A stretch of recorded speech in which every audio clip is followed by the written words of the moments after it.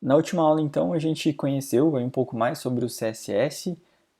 A gente vai utilizar a versão 3, né, a versão mais atualizada do CSS. Então, em alguns momentos eu vou falar sobre CSS 3, tá? A gente, além de alguns conceitos, né, entendeu o funcionamento, a gente viu a sintaxe e as três maneiras de usar, tá? Então, a gente vai começar a desenvolver os códigos para que a gente tenha esse resultado aqui. Então esse é o projeto que eu elaborei lá no Figma. Na primeira aula, na aula de apresentação aí do módulo 2, eu já mostrei para vocês o que mudou, o que continua igual, e vou apresentar rapidamente alguns outros sites aqui que eu acho que são bem úteis para a gente nesse curso.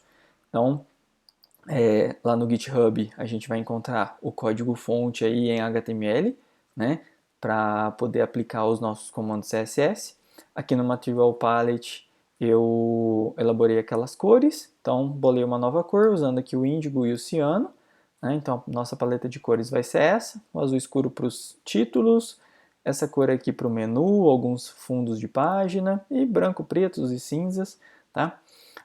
E mais aí referente a conhecimento, dois sites muito interessantes é o W3 Schools, é um site da W3C para a gente aprender algumas linguagens. Então a W3C é quem regulamenta a web e, consequentemente, as linguagens web. Então aqui a gente vai conseguir, né, tem algumas sessões para aprender o CSS, HTML, JavaScript, entre outras linguagens. Então quando a gente entra aqui em CSS, além da gente ter aí, né, sintaxe, coisas que eu já falei nas outras aulas, né, como fazer e tal, a gente encontra também propriedades como de texto, por exemplo, coisas que a gente usou na aula passada. Então aqui ele mostra, né, um texto formatado com CSS, ele sempre vai passar aqui uma teoriazinha, vai dar um exemplo prático e o mais interessante de tudo que é essa opção aqui com Try Yourself. Então quando a gente clica aqui, ele abre um editor numa nova guia, que permite mostrar para a gente aqui, né, o código e como ele vai ficar. Então, basicamente, aqui a gente tem o HTML, né, não é segredo mais para ninguém, e aqui entre as tags style ele exibe para a gente uma formatação em CSS. Então, caso a gente são códigos bem básicos, então aqui ele está falando que a cor azul foi aplicada para o body e a cor verde para o H1. Caso eu não entenda algumas coisas aqui, eu posso vir modificar, por exemplo, vou colocar aqui um head, vou clicar no run e aí eu entendi o que aconteceu. Então eu não estou mudando a cor do body inteiro, né? O color se refere à cor do texto do body. Se aqui fosse background color, aí sim seria a cor do fundo. Então esse try yourself ele é bem interessante para a gente aplicar os conceitos, né, que ele aborda anteriormente. Então, um outro site que eu também acho bem interessante para a gente conhecer sobre as linguagens é o MDN, é o site de developer da Mozilla, né, para desenvolvedores.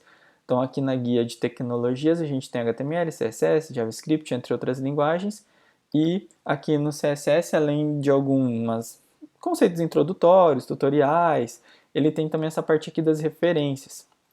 Basicamente, ele traz para a gente aí todas as tags, né, as propriedades possíveis aí para que a gente, né, modifique e trabalhe aí com o CSS. Então, são dois sites bem interessantes. Não precisa vocês entrarem neles e ficarem procurando aí pelos comandos. No final de toda a aula, lá no link, né, na descrição do vídeo, eu vou deixar para vocês os links de páginas, tanto da W3 Schools quanto da MDN, referente a algum código, né, um detalhamento melhor aí do que a gente utilizou nas aulas, tá bom? Então, esses 4 sites aí vão ser bem úteis para a gente no decorrer do curso, principalmente, né, para quem quiser aprender alguma coisa além do que eu passei, né, não dá para detalhar tanto durante as aulas, mas vocês podem consultar esses dois sites aí, com certeza vocês vão encontrar bastante coisa legal. E eu coloco também alguns links de livros que eu gosto de utilizar, vou colocar também na descrição desse vídeo, tá bom? E, né, o site que a gente está mexendo. Então é nesse cara aqui agora que a gente vai, né, fazer algumas alterações, algumas modificações. Então vou reabrir ele aqui no Sublime. Então vou abrir de novo, né, para vocês lembrarem. Então abri o Sublime, acho que eu posso vir aqui em File, Open e localizar a pasta do meu arquivo, ou simplesmente abrir aqui num Explorer aí da máquina de vocês e arrastar a pasta para dentro do Sublime, que ele já vai organizar, né, vai estruturar todos os meus arquivos aqui na lateral. Então eu tenho aí o arquivo index, o arquivo de agendamentos. Embora a gente não vá trabalhar muito com eles, é interessante ter eles aqui para a gente ir acompanhando, né?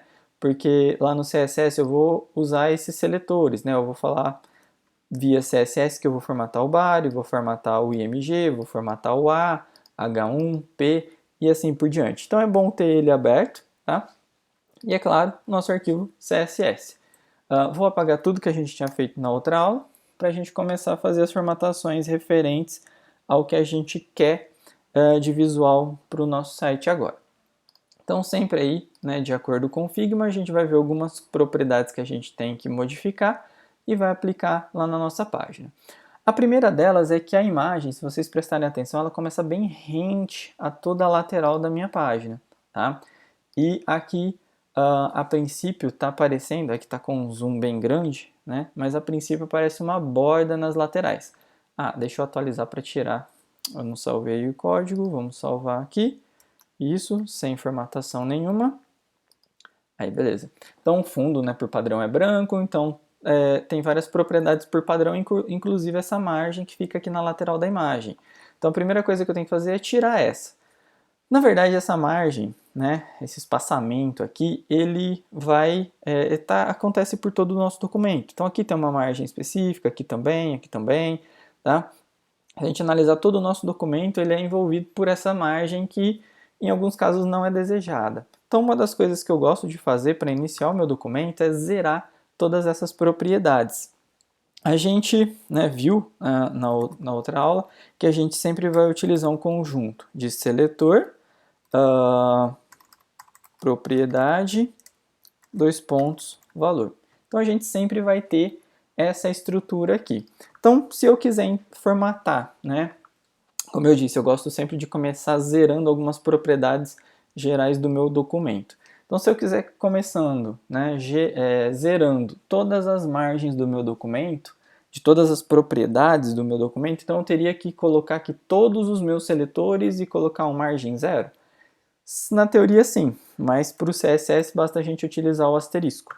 O asterisco, ele indica que eu estou, por exemplo, se eu colocar aqui o margem 2.0, né, margem com o valor zero, no seletor asterisco eu estou dizendo que todas as tags, todos os seletores do meu documento HTML vão possuir aí agora a margem zero, tá bom? Eu só vou colocar esse primeiro trecho de código aqui envolto em um comentário para ele não interferir no meu código, tá? Então, se eu tiver um código errado numa linha, provavelmente tudo que está daqui para baixo também vai ser interpretado como errado. Bom, vamos lá ver como é que está ficando. Então, aqui, né, como eu disse, o HTML ele tem várias margens já.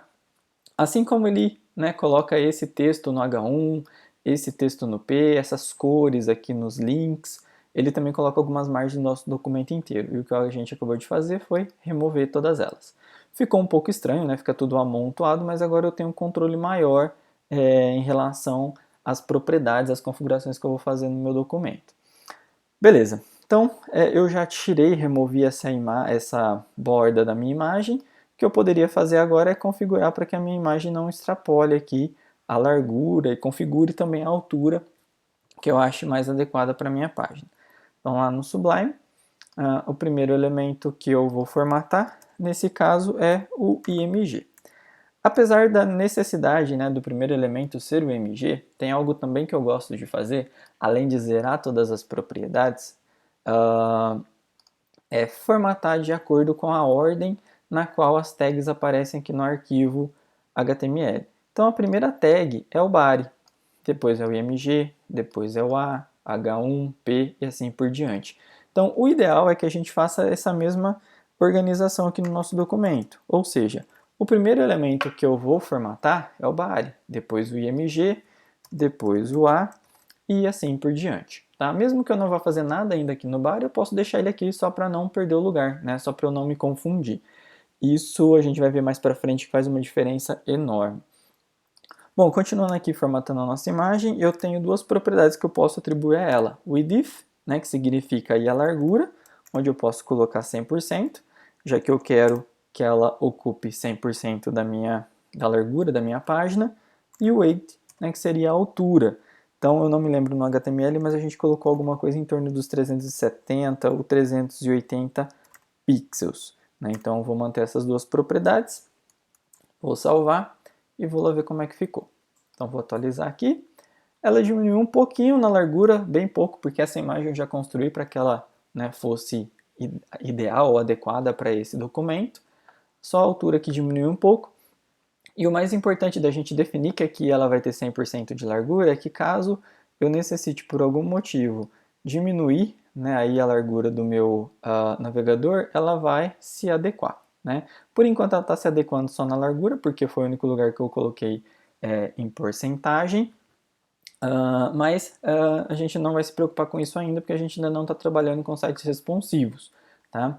O que eu quero dizer é que, dependendo da gente abrir esse nosso site para um navegador assim ou maior, ele vai sempre ocupar a largura em 100%. A altura eu não posso fazer o mesmo, por enquanto. Bom, voltando aqui para o nosso arquivo CSS, então a gente começou a estruturar. Hoje a gente viu algumas coisas interessantes, né? Que é bem legal a gente zerar todas as propriedades do nosso documento, pelo menos aquelas propriedades que podem nos atrapalhar, como a margem. A gente também poderia colocar aqui o padding, tá? O padding é como se fosse o margem, só que ele é utilizado ou indicado para espaçamentos internos ao nosso elemento, tá? Então, no caso, não tem nada dentro da imagem, só tinham coisas fora. Então, a gente utiliza o margem. Caso a gente tenha algum elemento interno a um outro elemento, a uma outra propriedade do HTML, a gente vai ter que utilizar o padding, tá? Então, vai ter um momento aí que a gente vai precisar dele, eu explico ele um pouquinho melhor. Então, a primeira coisa é zerar todas as propriedades e depois ir colocando os seletores de acordo com a ordem na qual eles aparecem no HTML. Por que isso é importante? Vamos supor que em algum momento aqui do meu HTML eu formate o meu P. Né? Depois eu venho aqui, formato o meu H1, formato várias outras coisas, como tabelas, listas, enfim.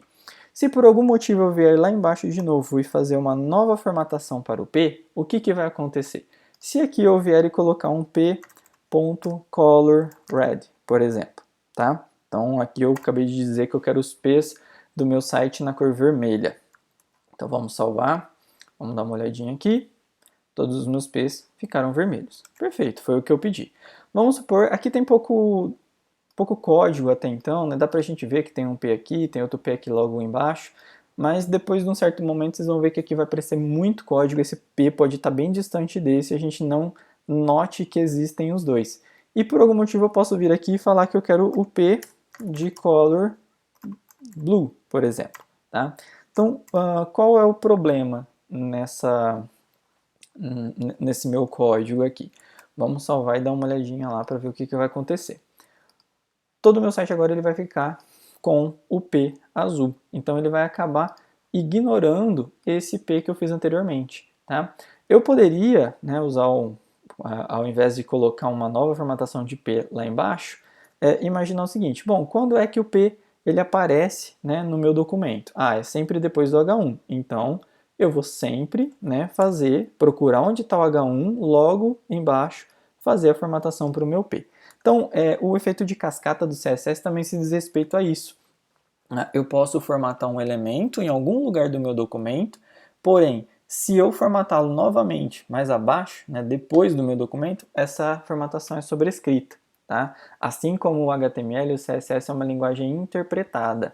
Então, o browser ele lê linha a linha e vai fazendo as modificações. O que aconteceu nesse exemplo é que ele leu o primeiro P, fez as modificações necessárias, fez as modificações do H1 e depois fez novamente as modificações do meu outro seletor P. Então acabou acontecendo essa sobrescrição. Tá? Então manter o código bem organizado vai evitar alguns outros problemas, além desse, né, que é bem básico aí que a gente viu agora. Bom, então a gente já organizou aqui o início do nosso documento. Então depois aí do A, a gente tem o H1, tem os P's, né? Então na próxima aula aí a gente volta fazendo a formatação desses outros elementos.